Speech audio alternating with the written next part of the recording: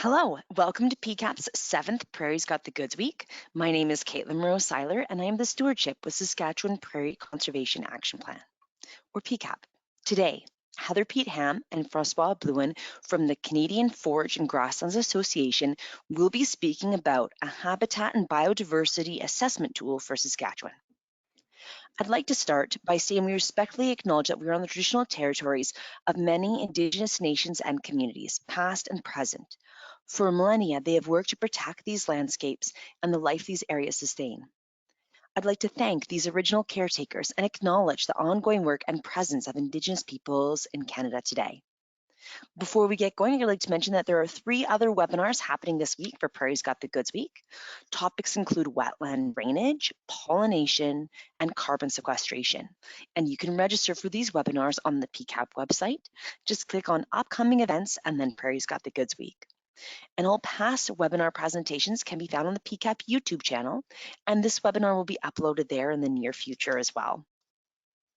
A reminder to our listeners out there, if you have any questions during the presentation, please feel free to type it into the questions section of the webinar dashboard anytime during the presentation.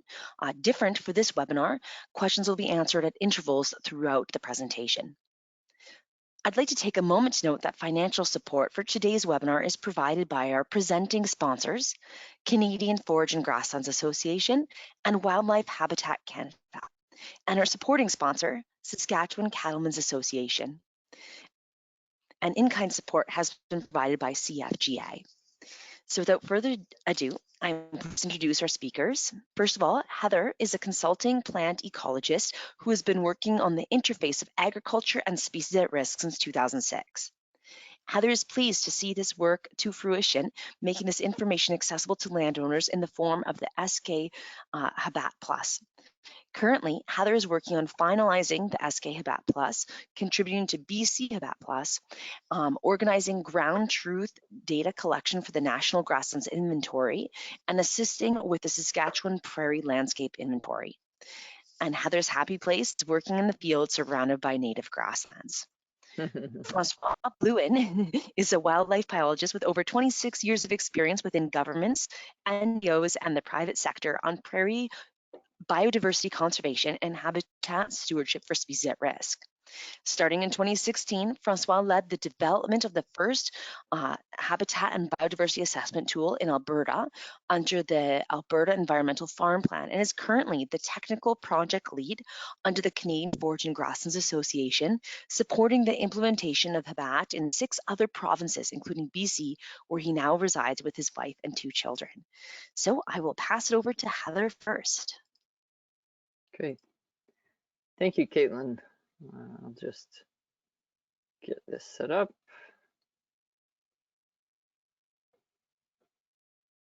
Okay.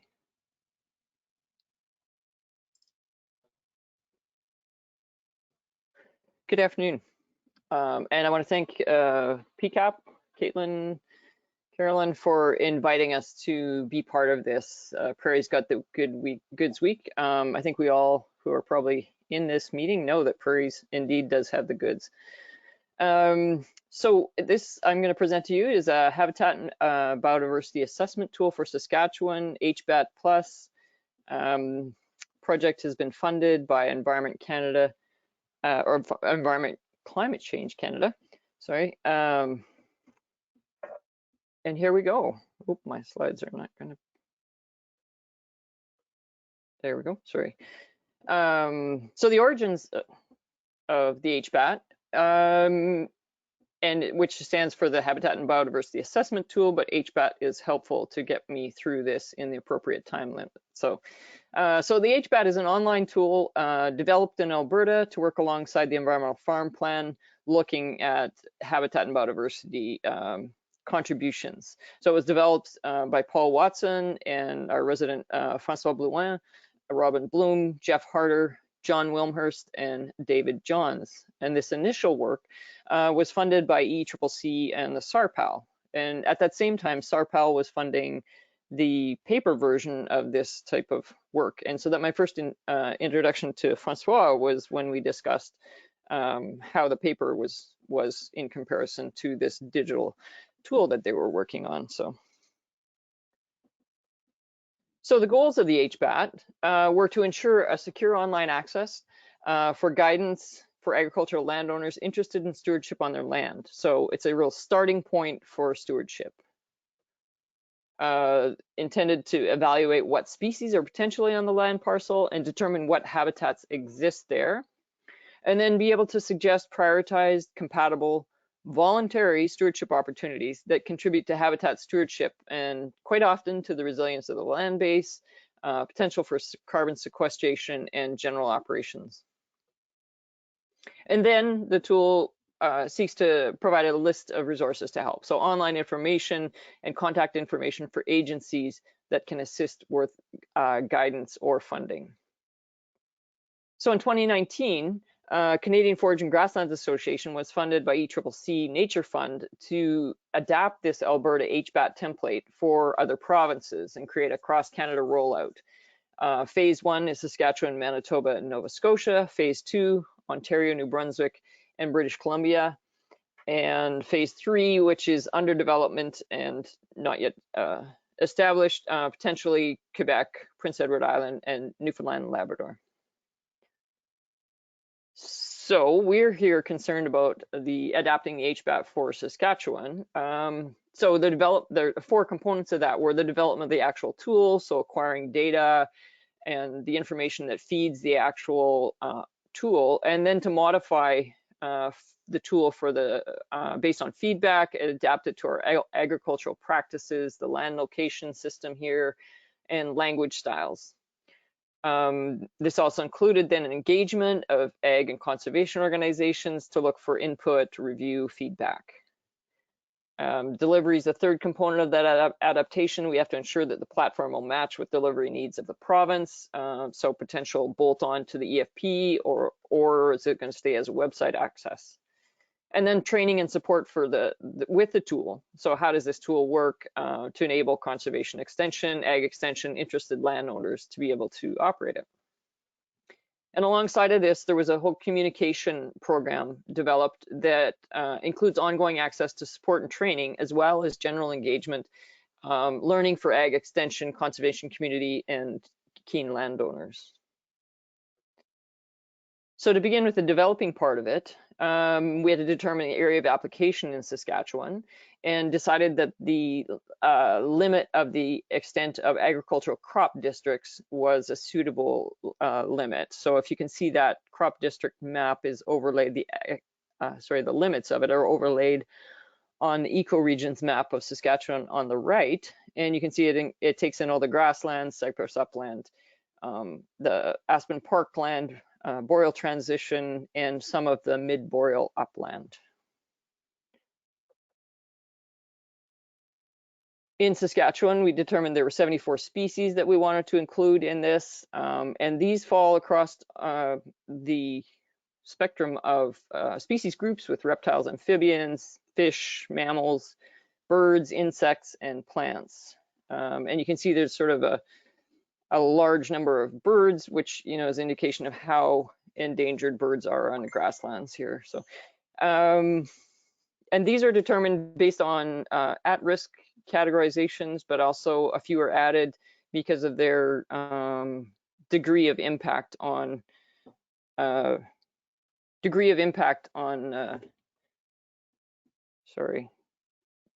on the agricultural system. So the interface is strong between those two. So within the Saskatchewan tool, we had to fill that database knowledge specific for Saskatchewan. We went after occurrence data for 2000 to 2020, and that provided us with most of that came from the Saskatchewan CDC. Some of this came from Bee-Watch, eBird, conservation science, community science input, iNaturalist, I think I didn't mention. So also then range data is in there, habitat suitability index models, and these all feed the information of how do we know what species are where. Then into the literature, you look at what habitat are suitable for the species, what are the species needs, and then also into the literature to look for habitat-specific stewardship opportunities, or BMPs, as they're also called, that apply to each species or groups of species. And then these stewardship opportunities are worked into a matrix and compared one to the other, each individually. Are they compatible, or is one going to counteract the other? So we make sure that that compatibility is considered when we consider offering BMP. So the basic operation of the original tool design from Alberta showed the secured user's input with the legal land location, the known habitat features on the land. And this is information provided by the landowner or for the specific land, even if somebody's helping them with it. So, and it looks like this example, or habitat types and features, where there's, questions to say, is there wind turbine present, etc., bad land, cut banks. And if you click a yes, then there's quite often a drop-down menu that then qualifies it more specifically. So trying to drill down into as specific as we can be reasonably about what habitats are on the land. So then this information feeds into the database knowledge, which has the occurrence data, habitat requirements, and the original BMPs and compatibility. There's a packaging protocol that takes those BMPs that are fed out, and a ranking protocol that then creates an output report with packages of mutually compatible and prioritized BMPs and the associated species with those BMPs. It also provides information on sites and organizations for further support for particular BMPs. So that was the original tool. So the main modifications that we created to create what we now call HBAT Plus, it's been basically back to the developers and had a major overhaul, I'd say. And so what we've done with those, or the reason that we've done that major overhaul, has created this ability to assign restoration stewardship opportunities based on a simple query to the landowner. The way it was before, the tool constraints didn't allow you to issue recommendations for restoration unless the habitat was already there, in which case, why would you restore? So we bypassed one of the tools, or the way in which the tool works. We also included an area-based surrogate species to help assign stewardship opportunities where the habitat is not suited for the species, so wouldn't normally be triggered, but the practices on that land affects other peripheral habitats and also affects more wide-ranging species. And then we offer general stewardship opportunities, so we've decided which ones are basically good practice for habitat stewardship and biodiversity, and those have been labeled as specifically that these are general BMPs. They usually are very helpful to a lot of species, and some of them are fairly simple to implement. And then one of the key factors that basically caused a major overhaul was the ability to enable landowners to, before they get an output report, decide how they want to filter their stewardship opportunities. So these filters are offered based on species groups, habitat types, level of impact of stewardship, and they can also sort by top picks to top priority in the report. So I might want to choose birds, or I want to just look at what I can do around my wetlands. And then the top picks, to explain what top picks are, they are basically, top picks ones are stewardship opportunities that we've identified to be less costly and or take less time to implement and maintain, so, and have less negative impact on management time and money. So those are the top picks, and that you're allowed to bring those up to the top of your list, so you can just see the top picks if that's all you want to see, and it will be followed by the others. And then in the output report, the stewardship opportunities are offered in a truncated format that just gives you like basically a one line of description of what that BMP is about, so that you can determine, oh, I'm not interested in that, I am, or yes, I am, and I want to know some more information about it.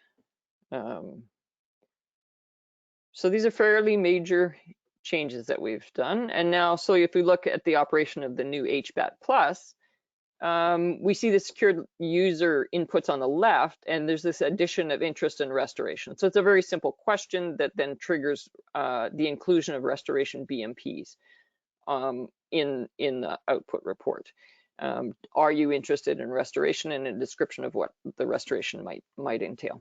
The basic database knowledge we've included, you can see the regional occurrence is set as a surrogate species. So there may be several regions that are just identified. This region, this BMP applies.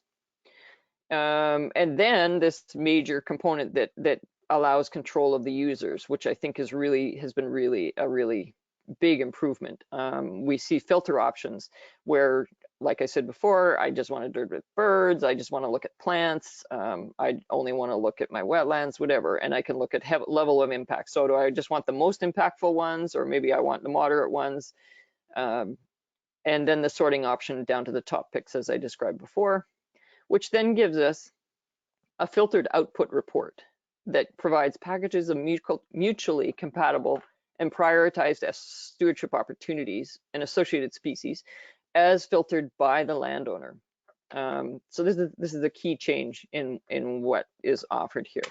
Then the package of general stewardship opportunities are also that can also apply to the habitats identified are offered, and then once again, still the information on sites and organizations for further support are offered. So that looks a little bit like this. You're going to see this again.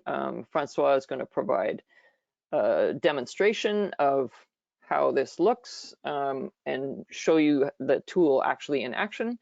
But this is one that I ran, and you can see here on the left, filter by habitat or land use. You can see, well, are there a dozen options, maybe 10 options here, and a bunch of them are grayed out, and that's because I didn't identify this land article as having, this land site as having these habitats. So I can choose between these habitats that are on that land. And then likewise with the species groups, I can only filter by the ones that are identified as being on this land. So. And then but you can also filter by level of anticipated impact on the species on the left, and you can choose all impact levels, or if you click it, there's a drop down to ask for most impactful or the relatively impactful to most impactful. And the sorting on the right, you can see sort by most useful to species, or just give me the top picks at the top. And it doesn't exclude others. This one just brings the top picks, which are the less costly, easier to do. Well, in theory, estimated to be, so take less time. That just brings those to the top. And then the output report that we now see shows how the BMPs in their first presentation, or their stewardship opportunities in their first presentation, are simplified down to a single line. And beside them is a little cross button that I can say, oh, you know what, I'm very much more interested in this, so I want to see the rest of this information. And this isn't a live screen, so I can't show you, but Francois will show you that. And then you can see that the top picks are identified, but I did not prioritize by them, so they're just wherever they happen to fall within my list. And I can see the habitat and land use type that applies to the stewardship opportunity. I can see the species groups affected by the stewardship opportunity. And on the right is something called the SOP, which is the stewardship opportunity points. And this is a relative measure of the expected impact of the practice on biodiversity on your land. So the higher the number, the more valuable it is for the more species at risk. And so there's some, maybe you can't do the highest ones, but you're still contributing. And this list keeps going on down. I've just taken a screenshot of the top end of it. And so you can see here also, so there's package 1, which has very high SOP at 241. And that the package 1 is always loaded with everything that's compatible. Package 2 will have things that are incompatible and things that, so it's another separate package that you can investigate. And then over on the right, you can see the general stewardship opportunities are also offered. So these tabs at the top allow you to click that, and then you can see these other packages. So you can compare packages and see what you're most interested in. And like I said, you'll see this in the demo. So the development that we did here was in large part thanks to steering committee that provided guidance and review at various stages. Some of it also came from engagement of agriculture and conservation organizations, people having a look at it, saying this doesn't work, that doesn't work, or why don't we include this? Can we also consider, you know, supporting this BMP, etc. Yeah, so there was a lot of input provided that was really useful. And the main modifications based on the feedback was you know, language and you know, basically it's very interesting to see how different languages are based on agricultural practices across the country, and how we have different terms to refer to different things. And here we just talk about sloughs, and you know, in Southern Ontario they just talk about ponds. They don't have sloughs, and if you go down east to the east, then sloughs are only brackish water of ocean inputs. So those sorts of language issues are being altered all the way across the country here within this tool. So that was a major one. Improved clarity and habitat descriptions for users, addition of some species-specific BMPs were requested, and then the big one is modifying this output report to make it customizable by the landowner to suit their interests and their needs. And then the third component here was the communications. And so a lot of the communications were involved the workshops to engage others in this development process and solicit the feedback. And then support and training program that's being developed for the HBAT Plus. So basically a how-to that will be accessible online for anybody who's interested and who wants to be working with this tool. The knowledge and translation and transfer program was developed, which engages ag extension, conservation practitioners, stewardship groups, and ag industry experts, and some of which is HBAT specific, and much of it is HBAT related, although there are some other sort of side topics that are part of this, but a considerable portion of it is involved with HBAT. For instance, so the current 22-23 series, subject topics, building better communications, the process, introducing BMPs to the ag community, perceptions of the environment, and you know, participatory tools and build-in systems thinking. You know, some stray away from the HBAT but are related to the HBAT. So and so you can actually find out more about these ongoing workshop and webinars, and there will be a new series next fall as well, and it's on the Canadian Forage and Grassland Association website under the events calendar. And Carlene Schneider is the person to contact there, and she's communications at canadianfga.ca. So delivery of this. So we've got this thing, and now we need to get it out there and get it used. So currently hosted on the Secure CFGA website, built on the platform that can be compatible with the current online EFPs as they stand, for example, in Alberta. So that's potential for the future. It's left that door open.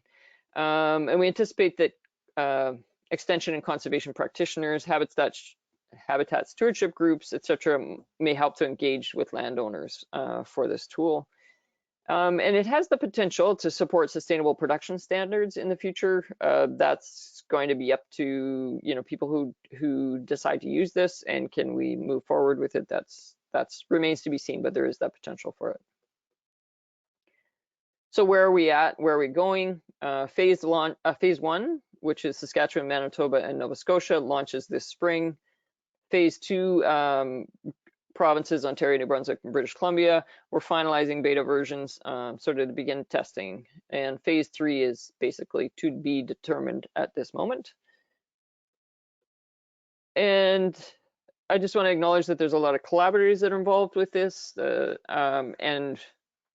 While CFGA's been the group in charge of actually making it happen, it would not have happened without all of the collaboration.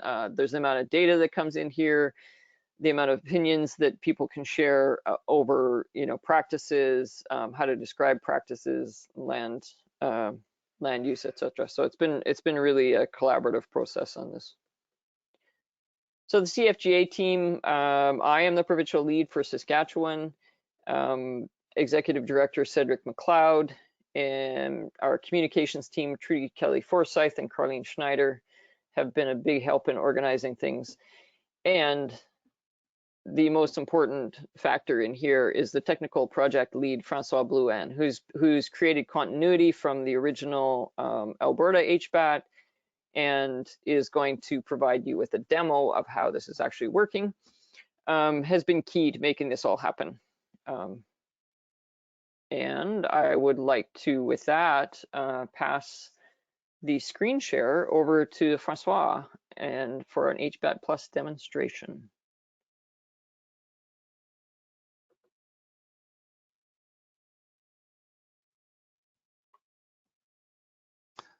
All right, thank you very much, Heather, and thank you for the PCAP for inviting me along. Yeah, so first thing I'd like to mention here is to, hang on, all right. Yeah, so this is the development site for this for the tool. So basically we have Alberta data in the background running on the BC platform. So, but it's all essentially the way Saskatchewan one's going to look, with more of the pictures, the feel of Saskatchewan, the colors of Saskatchewan. So to start with, there's the very first page asks the user to create a username and a password, so their own personal account. So that's that becomes a private environment for them, and then they end up into that once the account is created, then they end up on this page with the user login information. So I'm just going to move on to the next step here. All right, so this is the very first page, I guess, where the data entry is begins. There's a little bit of information on top about just how the tool works and what you can expect to find from this tool. It also says that this is just recommendations, so really it's nobody is under any obligation to undertake any of the activities, but it's for your information, and if you wish to take that to the next step, then you have the information to do so. So the very first entry is the geographic screening that we call. The first version of HBAT, we just had the legal land description that we entered, and I'll just pick one here, which I'm more familiar with.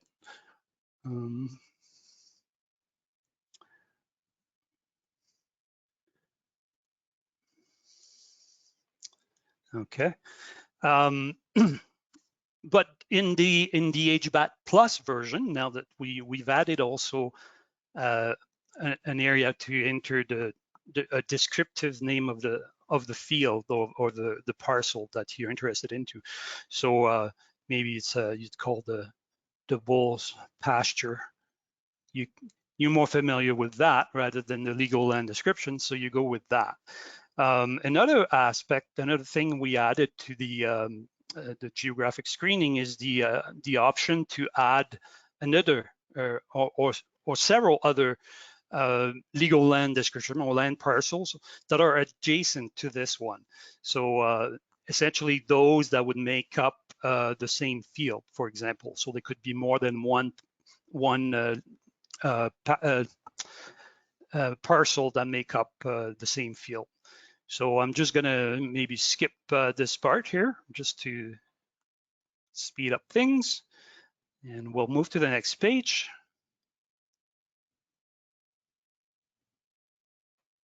Here we go. So as Heather mentioned, we have now a question about whether the user is interested in habitat restoration. So essentially, it's just to click on it. I am interested, or if you don't click, you're not. And there's a bit of a description about what habitat restoration entails. So typically, it's more involved in terms of the type of practice that you or development that goes on and then can be more costly. So some people just want to skip that, but others are very interested. So we have that option there. And then we move on to the selection of habitat, like what Heather showed earlier. You can see, so the very first, this is organized, it's a nested structure. So the very first level, you have the yes or no questions. So you have to answer every single one of them. So I'm just going to go ahead and do that. And you'll see when I click a yes, in some cases, there will be some sub classes that open up. So and then you carry on to identify those habitats that occur in the one or multiple land parcels that you've identified. So I'm just going to say no, in this parcel, there's no wind turbine.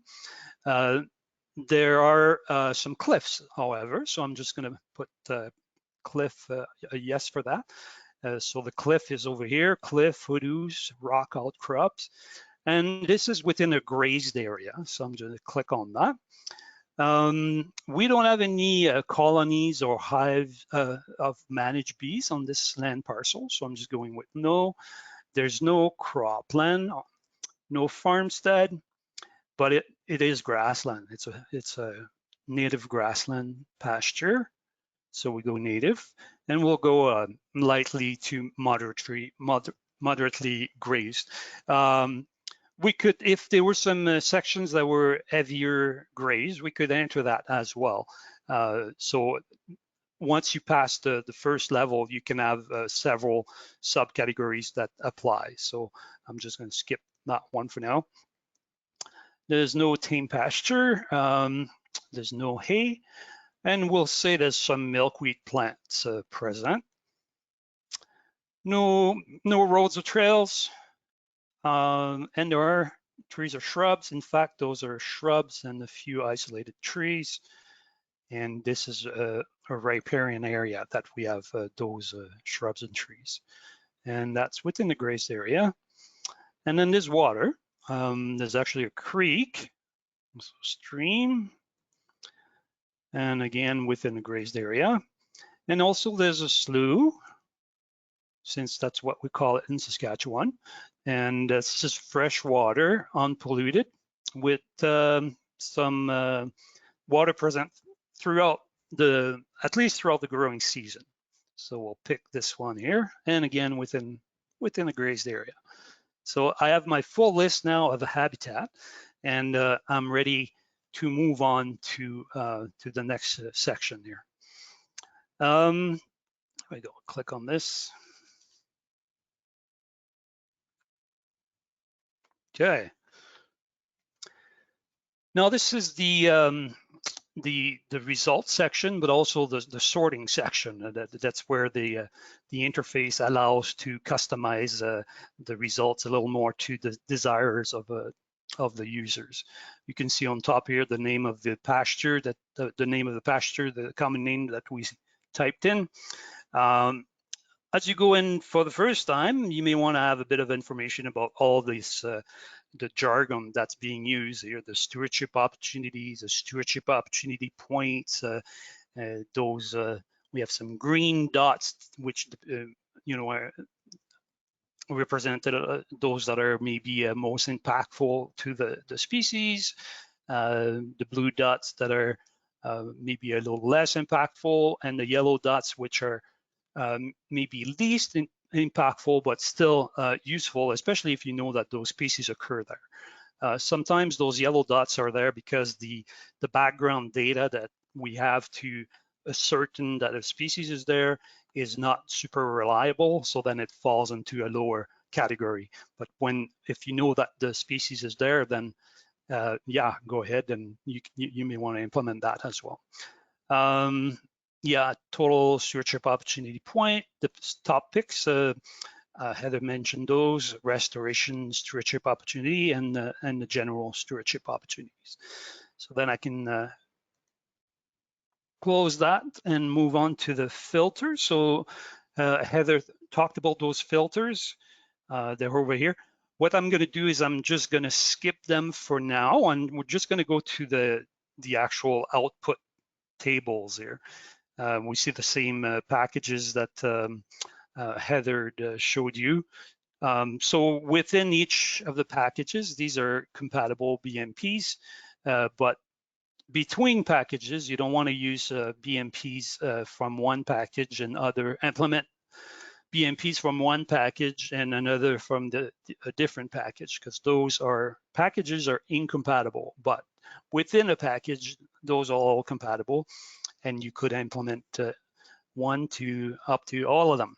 So if you were to implement all the BMPs in that particular like package one, then this is the package, because the total stewardship opportunity point is the highest. This is the package that would have the greatest impact on the potential species that occur in the land parcels that you selected.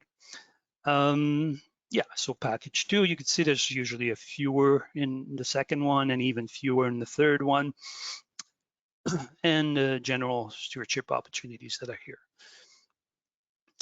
These ones are not don't have a score associated with them, because they apply to more broader species and even some of the environmental goods and services. So beyond just the list of the priority species that we identified. So let's go back to package one now.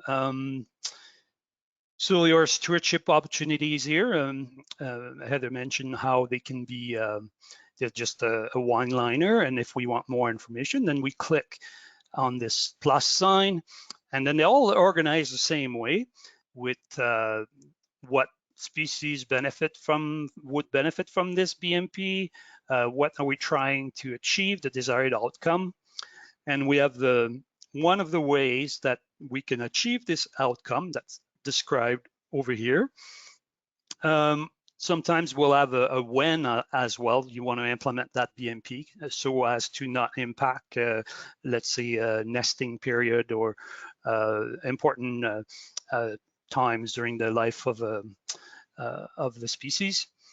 And sometimes we have also at where do you want to implement that? So it may apply only to the wetlands or something like that, as opposed to the full parcel.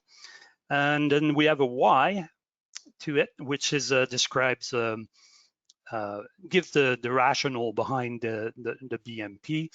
And sometimes you'll have also additional resources to explain or to get more information built in that description.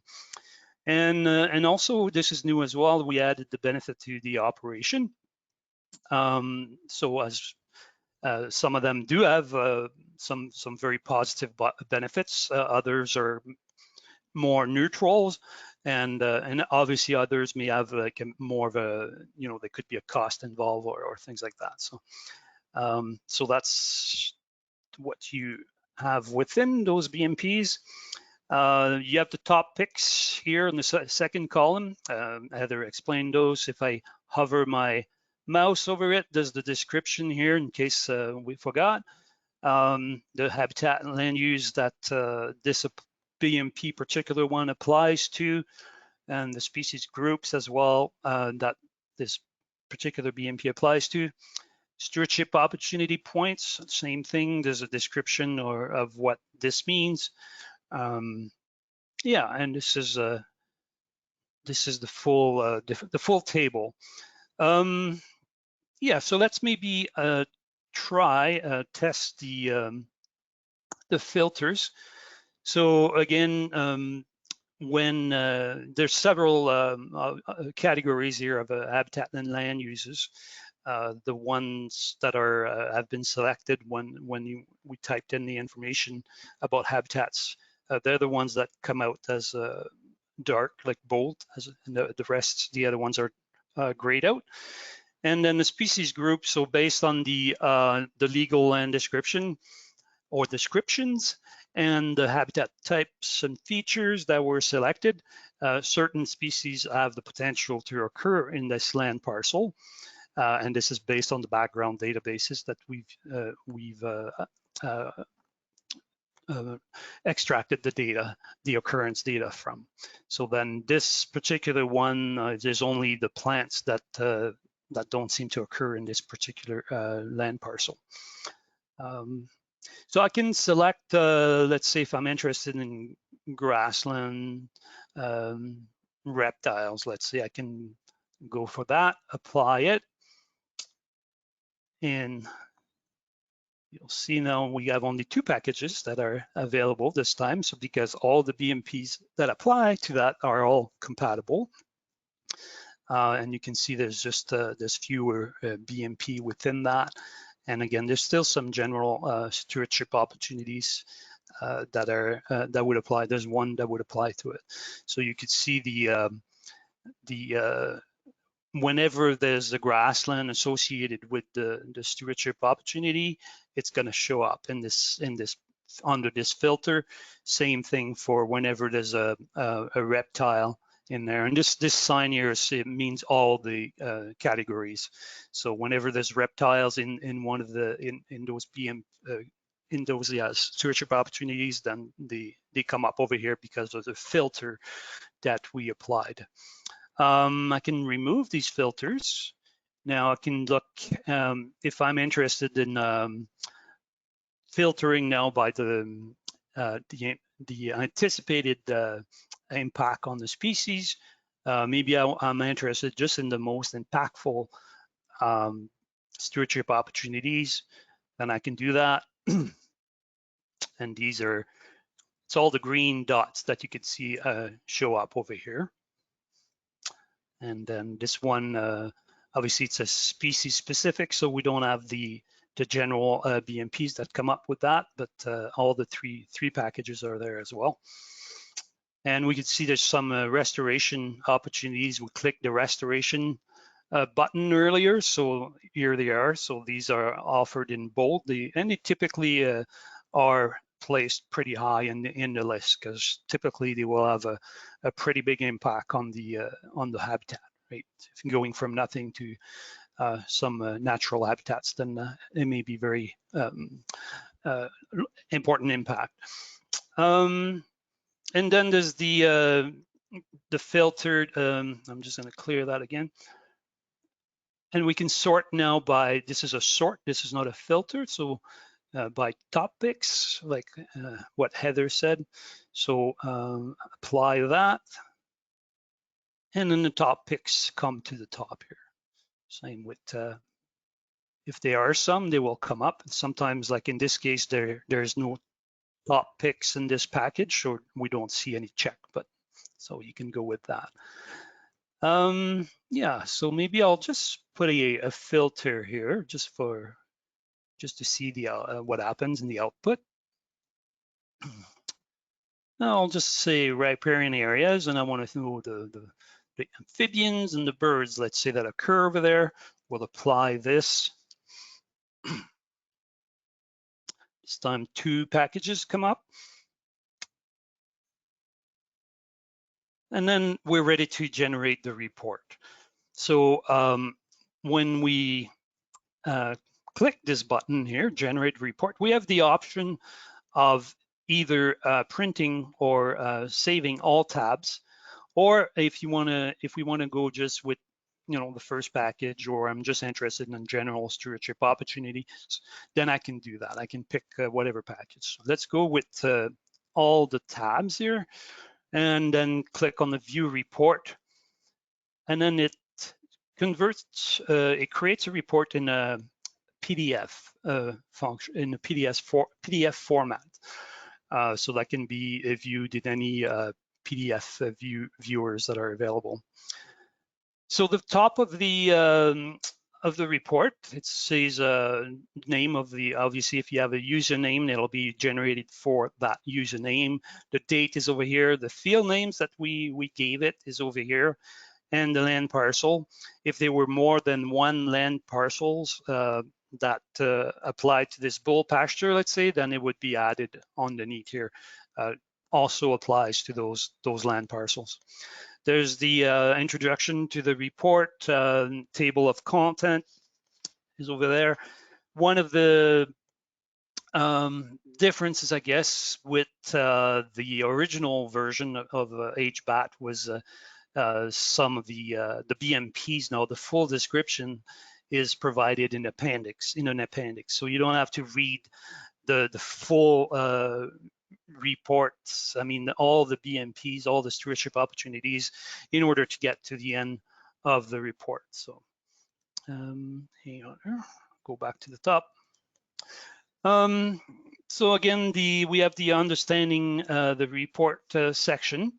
This is essentially the same thing as what we saw earlier in the output, the BMP or the HBAT output that we saw earlier. So it's all we make sure that it's printed, it's available if on the paper version.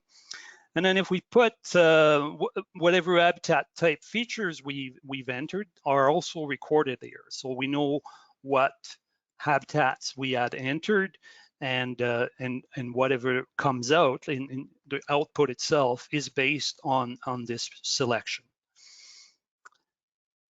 And then there's the stewardship opportunities section. Again, we applied here a filter, so it's mentioned over here what kind of filter we applied. One of them, the one on habitat and land use, was for riparian area, and the group, the species group, was the amphibian and birds, and we sorted by the most useful to the species. And then here are the packages, and like I mentioned, if you have the heading, the title over here. If you want to see more details about this particular stewardship opportunity, you click on that link. Like I mentioned, there's sometimes you may have additional resources that you're able to click on that apply to this specific stewardship opportunity, and to get more information. And then if you want to go back to your table, you just click go back, and then you move on to you can go back to, this is the general stewardship opportunities. There's only one in this case with the filters we applied. We have the list of potential species for this land parcel that we entered, or land parcels. So we have the full list if we wanted to find out more about those species. We have some links that are provided here, and you can click on them and go find out more about each individual species that potentially occur there. Then the key organizations that may be able to help you if you wanted to implement those stewardship opportunities, or if you wanted more information about that, then we have those organizations provided. If there was maybe some funding opportunities, we can create a section as well for funding opportunities for some of these stewardship opportunities. And then we have our disclaimer here, which finalizes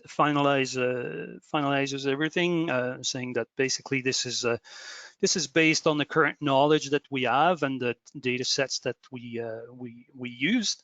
It doesn't replace, obviously, some on-the-ground surveys and conservation plans, or that would be developed from on-the-ground observations. And also, even when implementing these BMPs, the species may not respond right away, or not at all. It happens, but the chances are that even other species may benefit from it as well. So this is it for me. I think we're going to take some questions, I believe. Yes, first of all, thank you both so much for the great presentation. We have a few questions already that have come in, and to all of our listeners, if you have any questions, feel free to type it in now. So the first one is from Kelsey, and she says, apologies if this is already answered, but will there be a cost associated for using this tool? Big no. Awesome. That's great. And you mentioned that it's not live yet. It is not, and that's contingent on it being live. I need to get back to work. And the files, and it goes into the developers. We're still, the developers will be working on it this coming week. Okay. And So the when do you template is expect? complete. The new template is completely finished and operational and been tested. So Perfect. we're good to go. Okay. When do you expect that it will go live? We have a proposed launch date on the 23rd of March, but I'm not going to hold. It depends on how long it takes the developers to actually get the new files inserted, and there's a lot. It's more than just dumping the files in. So Okay. I'm going to go with that for now, but it's not a hard date. Okay. Awesome. We'll give everyone a few more minutes to type their questions in. There's one from Caleb that says, have NGOs, sorry, I lost it here. Have NGOs used the HBAT Plus tool in Alberta and BC, or is this mostly a tool for landowners to be aware of ways they can improve their lands with species at risk in mind? So Francois, why don't you address Alberta situation? Yeah, sure. So in Alberta, the tool was developed through the Environmental Farm Plan. So all the landowners that were interested in having or developing an environmental farm plan, they go through the tool, through the process of the tool. But at this point, it's not open to NGOs yet.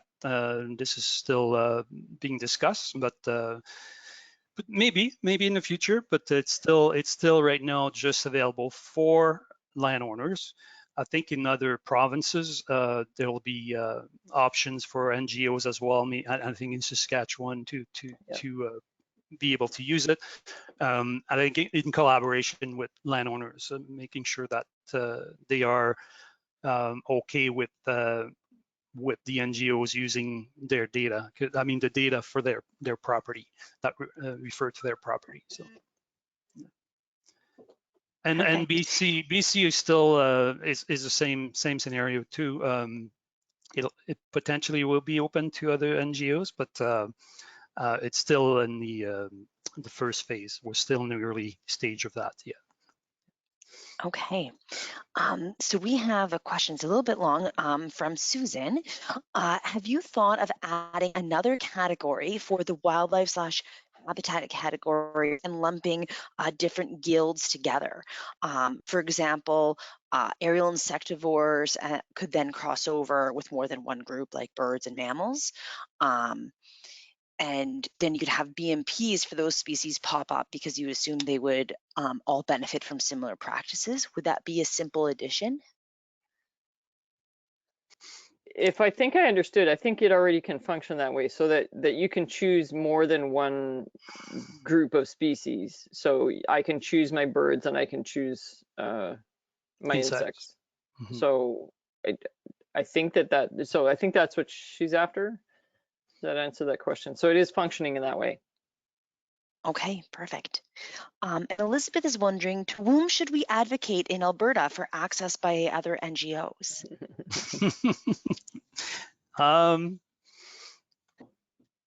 The Erica, I guess. What is it called? Agricultural research. Agricultural research and extension. No. Erica.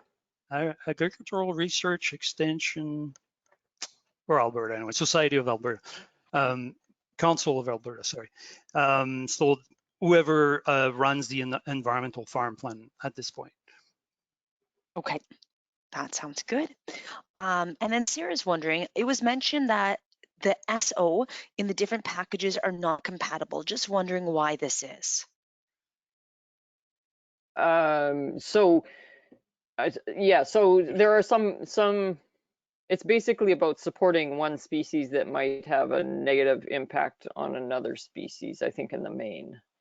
So we, and the kind of obvious one is, I think, to support predator of grassland birds on whether you're trying to support grassland birds. So something might need structure, and you don't want to contribute to structure when you're trying to support grassland birds. So those two things don't belong together. We're not going to try to create more grassland birds and then create more predators to kill them. So they just counteract each other. Okay, that makes sense. And Brian is wondering, do you see this tool being used by the government in reviewing Crown land as part of sale and leasing programs?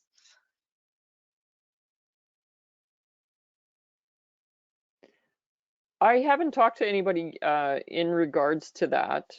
I know there is interest where there is, I suspect there'll be interest where there's leased land. So for sort of, I don't know about Crown sales, but I could imagine where they are monitoring a lessee that they may want to run this for that site.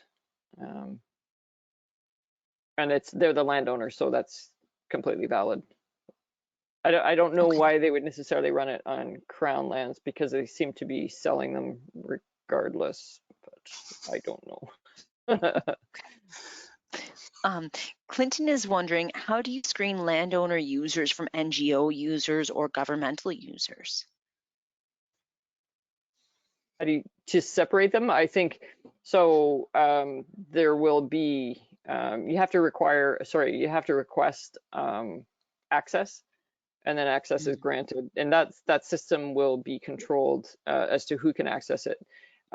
You could, in theory, run some other random land location, but it doesn't actually tell you anything about what's on that land. It tells you a probability, or not even a probability. It tells you that we might estimate that it would be there. So there's no access to information about species of risk on other lands. It tells you about, basically modeled in a sense. It's kind of a model of, well, we're going to propose this as a probable area that this could support them.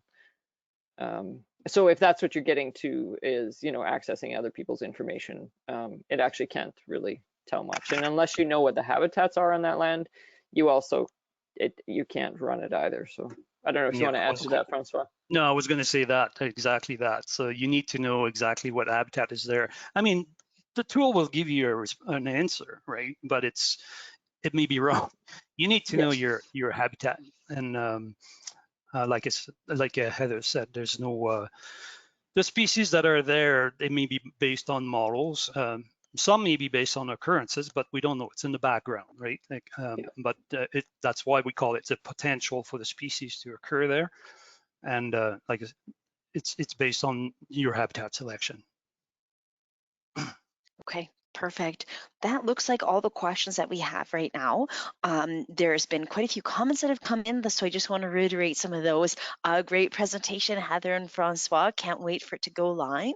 And thank you. Very cool model and tool. So I know we're tight on time as usual, but again, I want to thank you both for the awesome presentation today, as well as for all of your hard work with this tool. We're all really excited to see it go live soon. Thank you. Good. Okay, thanks for having us. Yes, and I really appreciate what Sask PCAP does with the Prairie's Got the Goods Week. It's like, this is the team cheerleading team. We're here for prairies. Awesome, prairies. That's great to hear. Thank you. To our listeners, thanks for catching it. When you leave today's webinar, there'll be a quick 1-minute survey if you don't mind filling that out. We really appreciate it. And yeah, be sure to catch the other 3 webinars that's happening this week, and also check out our YouTube channel. So with that, thank you so much, everyone, and have a great rest of your day. Thanks, Caitlin. Bye-bye. Bye.